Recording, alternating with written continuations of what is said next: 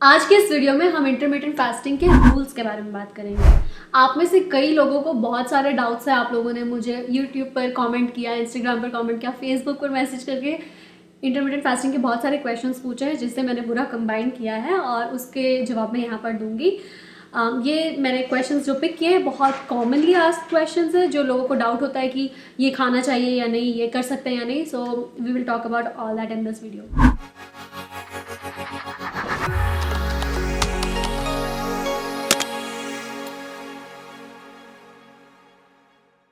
सबसे पहले हम बात करते हैं कि फास्टिंग में आप क्या खा सकते हैं और क्या नहीं खा सकते हैं।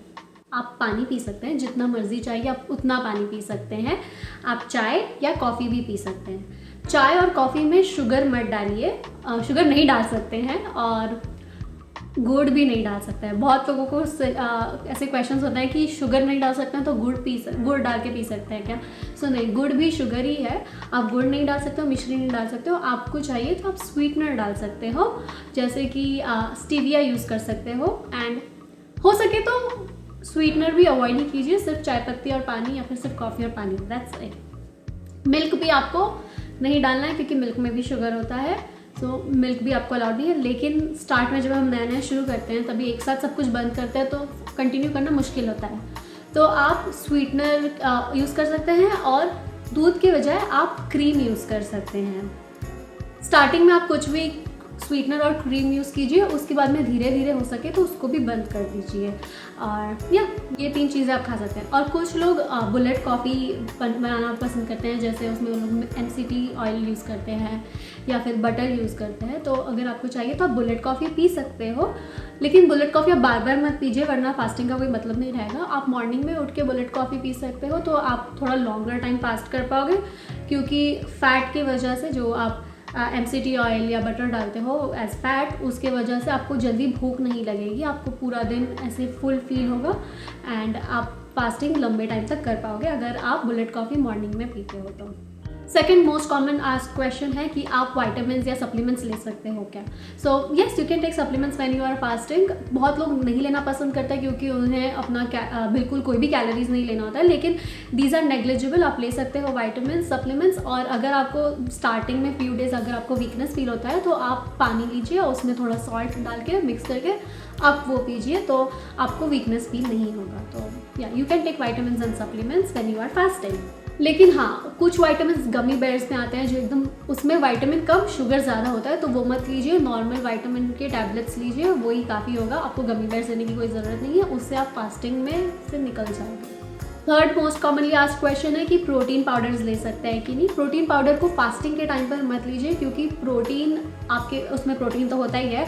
और फास्टिंग का मतलब क्या है? फास्टिंग का मतलब है आप अपनी बॉडी को ब्रेक दे रहे हो, आप कोई भी कैलोरीज वाली चीज़ें नहीं खा रहे हो। जैसे पानी में कोई कैलोरीज नहीं, आप पानी जितना चाहिए पी सकते हो, लेकिन आप प्रोटीन खाओगे उसमें कैलोरीज होगा, एंड देन प्रोटीन आपके बॉडी में जाएगा, आपका ब्लड शुगर स्पाइक होगा, फिर आपका इंसुलिन स्पाइक होगा। तो फास्टिंग का मेन गोल होता है कि आपका ब्लड शुगर स्पाइक ना हो, आपका इंसुलिन स्पाइक ना हो, आपके पेट को आराम मिले, आपका बॉडी जो स्टोर्ड फैट है वो यूज़ कर सके एनर्जी प्रोड्यूस करने के लिए। अगर आप प्रोटीन लोगे तो आपका बॉडी एनर्जी प्रोड्यूस करने के लिए आपका स्टोर्ड फैट नहीं यूज़ करेगा, यही प्रोटीन यूज़ करके एनर्जी प्रोड्यूस करेगा। सो आपका मेन गोल होना चाहिए कि आप 0 कैलोरीज पे रहो, और प्रोटीन लोगे तो वो नहीं होगा। इसीलिए आप प्रोटीन नहीं ले सकते हो, स्पेशली वे प्रोटीन आपको नहीं लेना है। नंबर 4, अगर आप 16 आवर्स का फास्ट कर रहे हो तो आप नॉर्मली खाना शुरू कर सकते हो, लेकिन कुछ लोग लॉन्गर टाइम फास्ट करना पसंद करते हैं, जैसे कि 24 to 30 आवर्स, कोई 48 आवर्स भी फास्ट करते हैं। तो जितना आप लंबा जितना लंबा फास्ट करोगे, उसके बाद आपको खाना उतना थोड़ा और उतना धीरे शुरू करना है। जैसे अगर आपने 48 आवर्स फास्ट किया है तो फटाक से पूरा प्लेट भर के पूरा महाराजा थाली मत खाइए। Instead just take some omelette या बॉइल्ड एग, 2 अंडे का, बस उतना खा लो। या फिर आप हल्का सा चिकन सूप बना लो, या फिर अगर आप वेजिटेरियन हो तो हल्का सा वेजिटेबल सूप बनाओ, उसको पियो, फिर थोड़े देर के बाद खाना शुरू करो। मतलब रीफीडिंग आपको धीरे धीरे शुरू करना है, एक साथ नहीं खाना। मतलब जितना लंबा फास्ट होगा उतना स्लो आपका रीफीडिंग होना चाहिए, एक साथ नहीं खाना है, वरना आपको प्रॉब्लम हो सकता है। 5th इज़, बहुत लोग पूछते हैं कि मैं फास्टिंग के टाइम पर ठीक है कुछ नहीं खाता हूँ या चाय पानी पीता हूँ, लेकिन जब मैं फास्ट को ब्रेक करूँ तब मुझे क्या खाना चाहिए। और क्या ज़रूरी है कि आप ध्यान दो कि आप फास्टिंग जब नहीं कर रहे हो तब क्या खाओ। अगर आप इंटरमिटेंट फास्टिंग कर रहे हो तो अपने ईटिंग विंडो में क्या खाओ। तो कोशिश कीजिए कि आप ईटिंग विंडो में कीटो करें, क्योंकि अगर आप कार्बोहाइड्रेट्स अगर आपका खाना पूरा कार्बोहाइड्रेट्स होगा तो फिर आपका ब्लड शुगर लेवल बढ़ेगा बहुत ज़्यादा। एंड उसके बाद में जब आप फास्ट कर रहे होगे नेक्स्ट डे तो आपको चक्कर आएगा, वीकनेस फील होगा। तो इसीलिए कीटो कीजिए और कीटो के साथ फास्टिंग कीजिए, तो आपको बेनिफिट ज़्यादा जल्दी नज़र आएंगे। इनफैक्ट अगर आप फास्टिंग कर रहे हो उसके साथ कीटो कर रहे हो तो खाने के बाद भी आपका बॉडी फैट पर रन होगा, शुगर पर नहीं। बट अगर आप फास्ट करते हो एंड देन अगर आप कार्ब्स खाते हो तो कार्ब्स खाने के टाइम पे आपका बॉडी फिर से शुगर पे रन होना शुरू हो जाएगा। एंड देन आपके बॉडी को पूरा बॉडी में स्टोर्ड शुगर ख़त्म करना पड़ेगा and then it will start running on fat. तो इसीलिए do keto when you are doing intermittent fasting. अगर आपको डबल बेनिफिट्स चाहिए, आपको जल्दी वेट लॉस करना है या फिर आपको दूसरे हेल्थ बेनिफिट्स चाहिए, जैसे बहुत लोग अपने PCOS के सिम्टम्स मैनेज करने के लिए फास्टिंग करते हैं, तो अगर आपको उसमें बेनिफिट्स अच्छे से देखना है, हाइपोथायरॉयडिज्म के टाइम पे करते हैं, तो ये सब में आपको बेनिफिट्स देखना है तो कीटो कीजिए। कार्बोहाइड्रेट से दूर रहिए, कोशिश कीजिए कि 50 ग्राम से कम कार्बोहाइड्रेट्स आप पूरे दिन में खाइए। कई बार हम 16 to 8 आवर्स की फास्टिंग बहुत टाइम तक करते हैं, उसमें आपका कोई बेनिफिट्स थोड़े दिन के बाद आपको लगता है करके अब वेट लॉस नहीं हो रहा है, आपका वेट लॉस स्टॉल हो जा रहा है, तो आप चाहिए तो अपना आवर्स को बढ़ा सकते हैं। और जब आपको भूख लगे तभी खाइए। जैसे पर ये नहीं बोल रही हूँ कि मैं 10 दिन तक खाना मत खाओ वरना मुझे आप कमेंट्स में मेरे पर चढ़ जाओगे कि हम क्या खाना नहीं खाए। तो आप खाना खाइए, लेकिन अगर आप 16 आवर्स का फास्टिंग कर रहे हैं और 16 आवर्स हो गए हैं उसके बाद भी आपको भूख नहीं लग रही है तो आप 1-2 घंटा ज़्यादा फास्ट कीजिए, या फिर आप 2-3-4 घंटा ज़्यादा फास्ट कीजिए। जब आपको लगता है कि आपको भूख लग रहा है तो आप खा लीजिए। हाँ, इसका मतलब ये नहीं है कि आपको भूख नहीं लग रहा है बट आपको चक्कर आ रहा है, वीकनेस हो रहा है, तो भी आप अपने आप को फास्टिंग कंटिन्यू कर रहे हैं। Don't do that. फास्टिंग एक दिन में कोई भी प्रो नहीं हो जाता है, धीरे धीरे आपको आपके आवर्स बढ़ाने हैं। अगर आपको भूख नहीं लग रहा है, अगर आपको स्ट्रांग फील हो रहा है, यू फील लाइक आप कुछ भी कर सकते हैं, आपको एनर्जेटिक फील हो रहा है, आप मेंटली स्ट्रांग फील कर रहे हैं, फिजिकली स्ट्रांग फील कर रहे हैं, देन आप अपनी फास्टिंग आवर्स बढ़ा सकते हैं। लेकिन अगर आपको चक्कर आ रहा है, बैठ नहीं पा रहे, देन आप खा लीजिए, आप अपने आप को फोर्स मत कीजिए।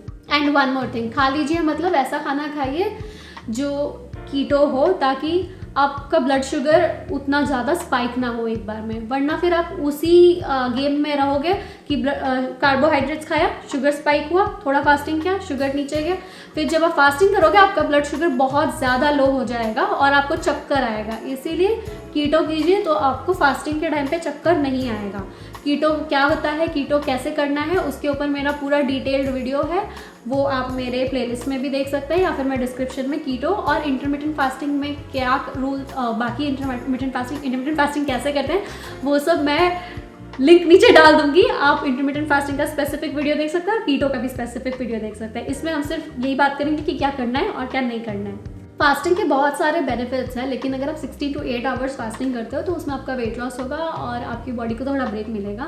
लेकिन आपको अगर जैसे कि ऑटोफेजी एक बेनिफिट है जहाँ पर आपकी बॉडी में जो डेड सेल्स है वो सब आपकी ही बॉडी का सेल्स उसको खा जाता है और आपकी बॉडी को क्लीन करता है।